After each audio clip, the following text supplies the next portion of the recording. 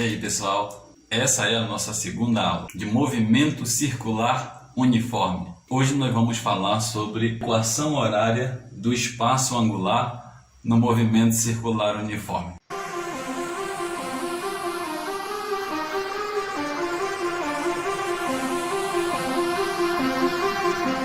Para tu compreender bem o que significa, eu fiz essa ilustração aqui para dar uma ideia de onde nós queremos chegar. Olha para cá. Vamos supor que eu tenho aqui um corpo que está desenvolvendo um movimento circular. Aqui nós temos a origem, é onde ele começa o seu movimento, e ele sai dessa posição A aqui no instante t igual a 0. Então observa que quando ele está nessa posição A, ele já tem um espaço angular inicial aqui, ó, que eu chamei de φ0, que é o espaço angular inicial. Entretanto, quando o tempo passa, chegamos no tempo t, ele vai estar numa posição B.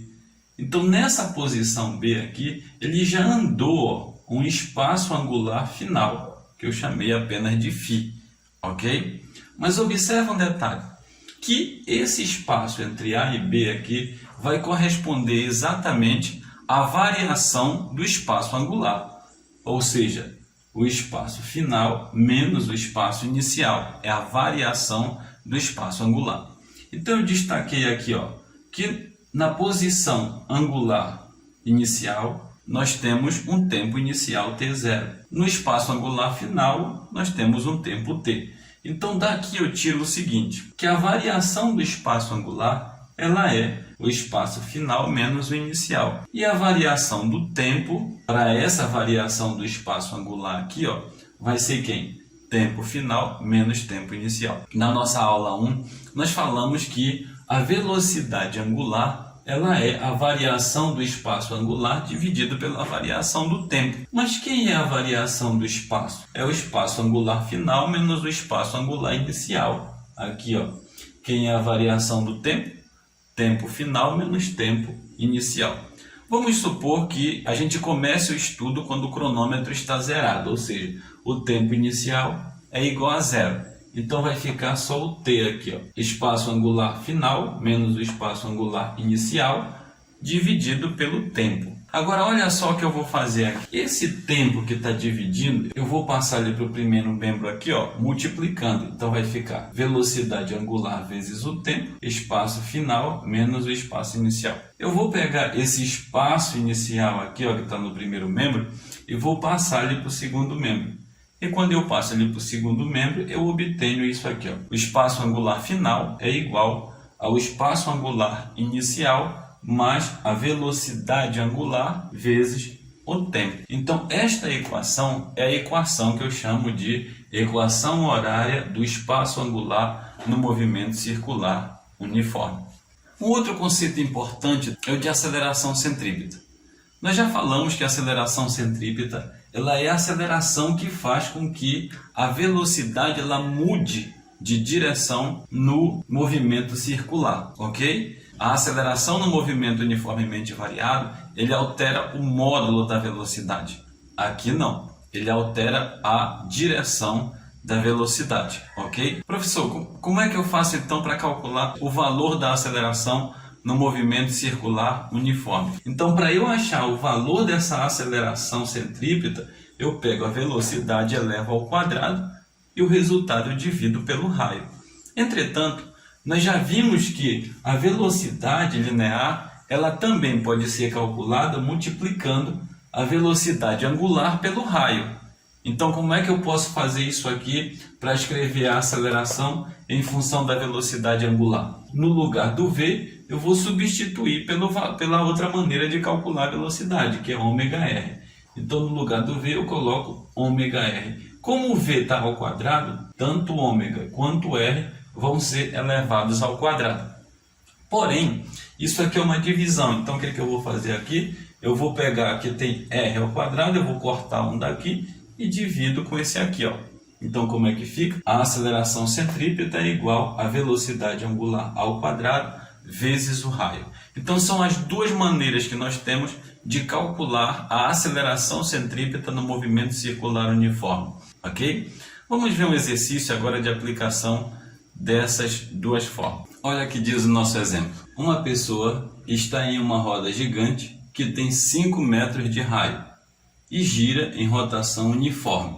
A pessoa passa pelo ponto mais próximo do chão a cada 30 segundos. Olha aqui, ele pede para a gente determinar a aceleração centrípeta e também ele pede a equação do espaço angular e ainda o espaço angular quando o tempo é igual a 30 segundos.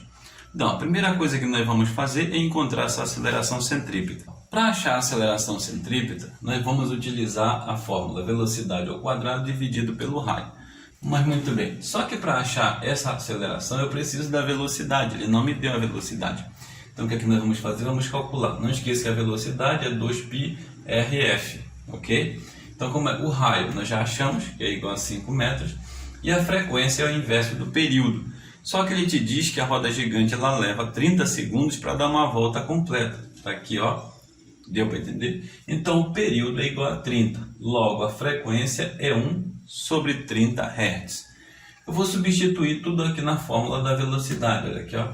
Fórmula da velocidade. 2π RF.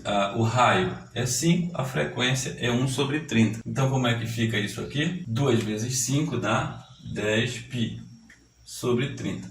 Eu posso simplificar esses dois aqui, aí vai ficar π sobre 3 metros por segundo. A velocidade escalada dessa roda gigante vai ficar π sobre 3 metros por segundo. Professor, e agora para eu achar a aceleração? Agora eu vou substituir aqui, ó, na aceleração centrípeta, que é a velocidade ao quadrado, dividido pelo raio.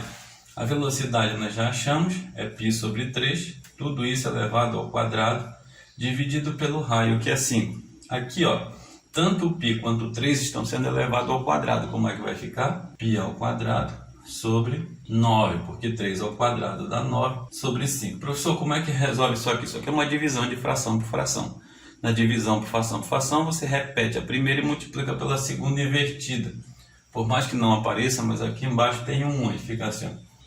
π ao quadrado dividido por 9 vezes o inverso, 1 sobre 5. Então a aceleração centrípeta é igual a π vezes 1 dá π. π ao quadrado vezes 1 dá π ao quadrado. 9 vezes 5 dá 45. Ok? Então esta daqui é a aceleração centrípeta sem atribuir o valor para o π. Só que ele te disse que o π é igual a 3. Então no lugar do π eu vou colocar 3. Aí vai ficar assim, ó. A aceleração centrípeta é igual a 3 ao quadrado sobre 45. Ora, 3 ao quadrado dá 9 sobre 45. Isso aqui dá para simplificar tudo por 9.